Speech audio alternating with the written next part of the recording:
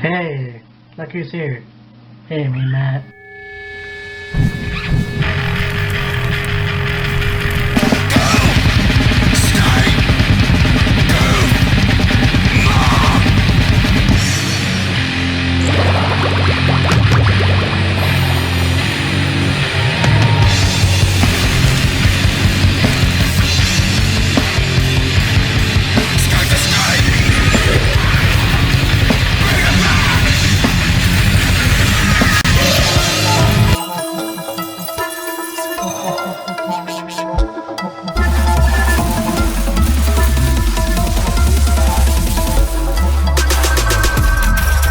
Hey, me Matt here, and last night obviously, and this has happened before, and I mentioned that WatchWrestling.com doesn't necessarily seem to keep up with their pay-per-views, and I don't know why, because we could have actually fucking done the Rebellion pay-per-view last night, play-by-play, but we're gonna do it old school.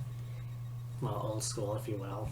And I'm going to talk about it. I just finished watching the highlights, and that was a good show. That was a really good show. And I mean, there was a lot of cool things that happened, and yeah, we'll get to that.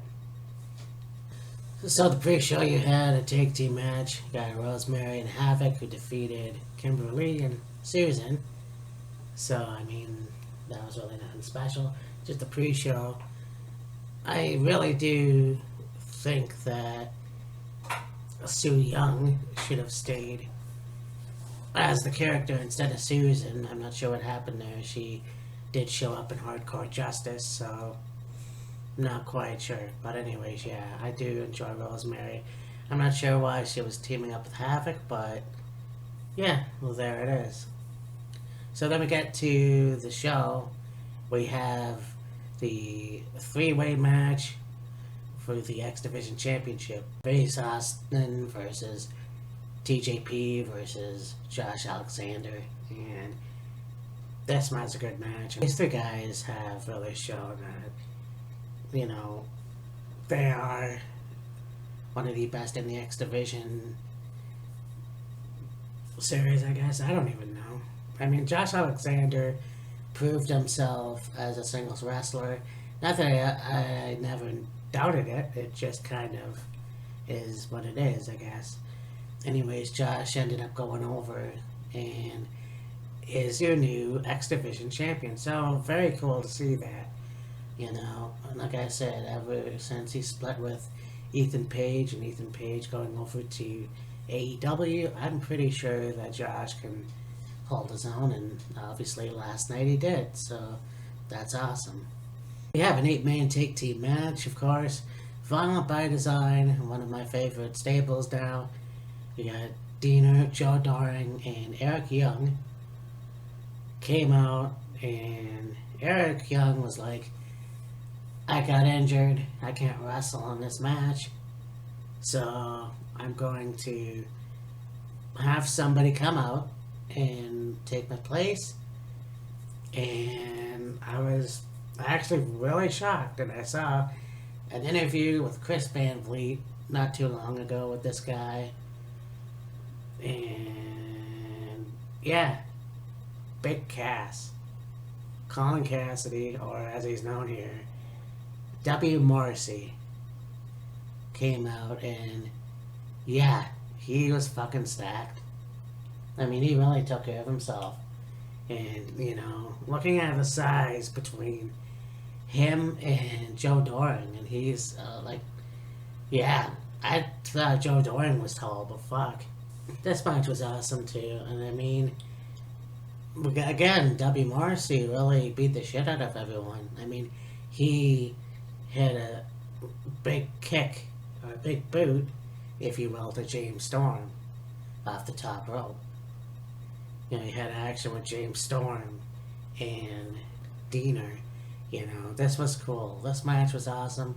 Obviously, W. Morrissey picked up the win for his team, which was a pretty cool thing for his debut and Impact, and was kind of shocked that he did choose to go to Impact. But anyways, yeah, I wish nothing but the best for this guy. I mean, he's been through a lot over the years, and let's see how this goes. I mean, he was a beast last night. So, I mean, yeah, Rhino and Morrissey now, and this is going to be one of the interesting stables. Like, it keeps getting bigger and better, I guess. You have the match with Brian Myers and Matt Cardona.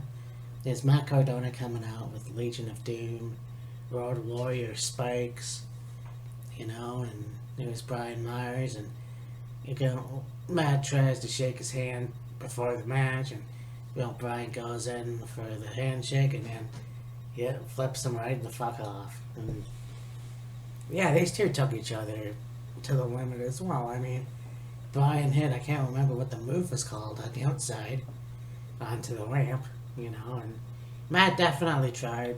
I mean, he did. But then his knee got injured. Yeah, I think it was his knee, and Brian took advantage and won the match. So, yeah, I'm not sure where they're going to go from here on out, but I mean, then it's kind of cool to see these two guys accomplish so much in WWE and then do separately, like, singles wrestling, and then they have this match last night, which I thought was pretty cool.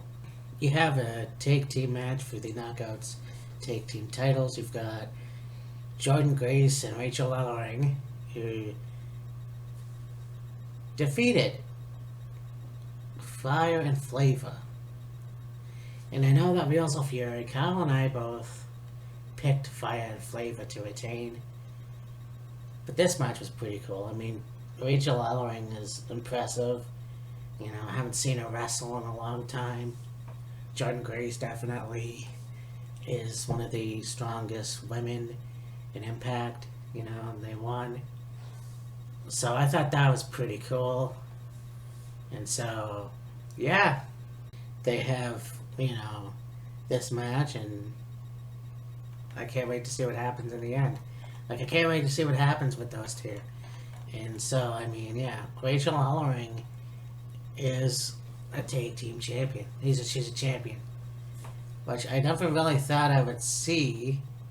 Not that I think she's terrible or anything, but I just didn't think that would happen, like, right now.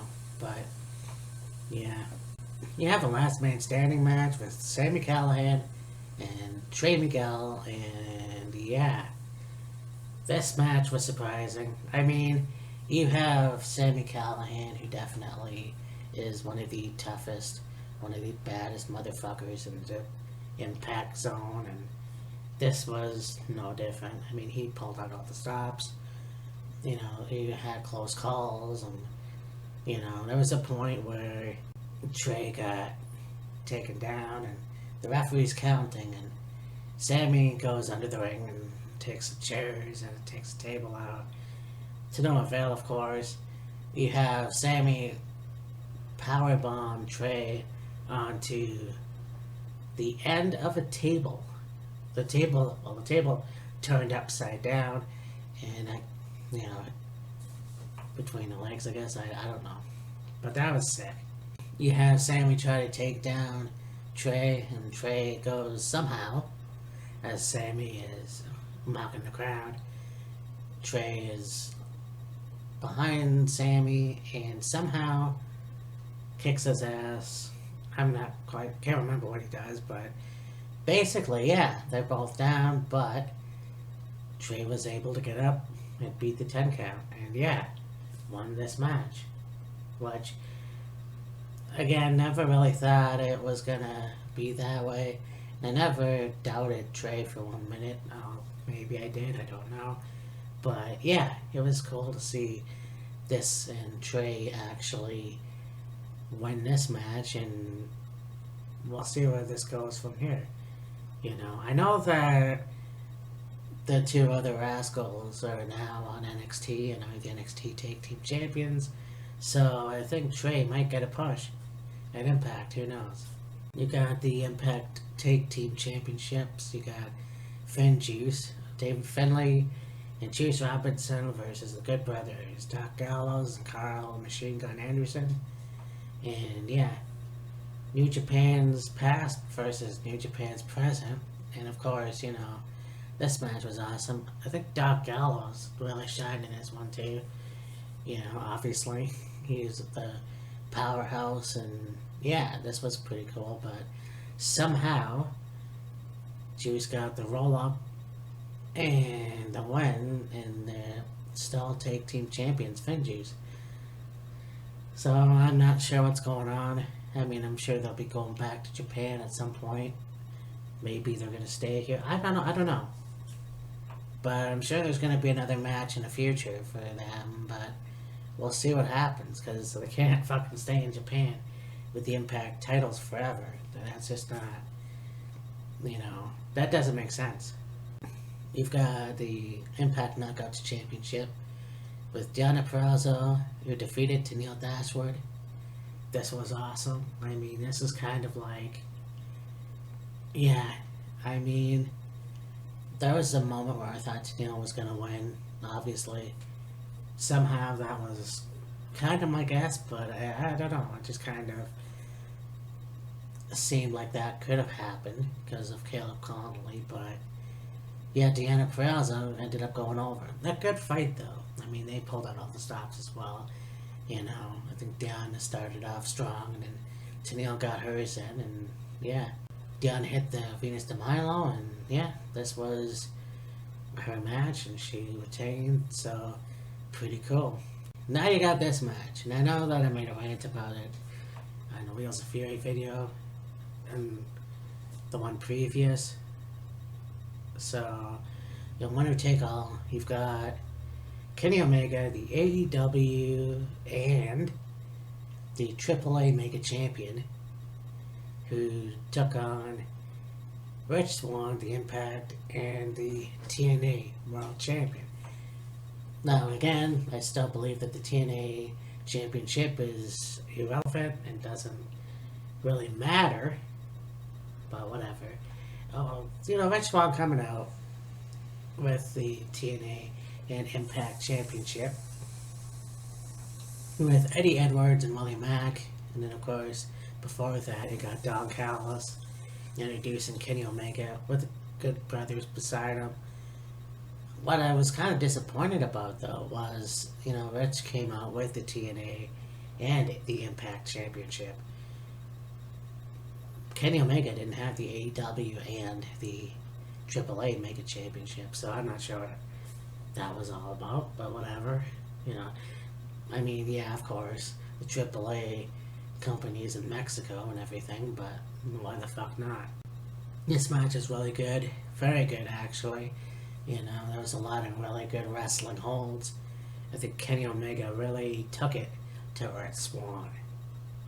Yeah, Rich did it the high fly flow, and, you know, did his part and did everything he could to beat Kenny Omega, but to no avail, you know. And I think that's kind of, yeah, you can think it's a one-sided ass kicking, but, you know, Rich kind of got his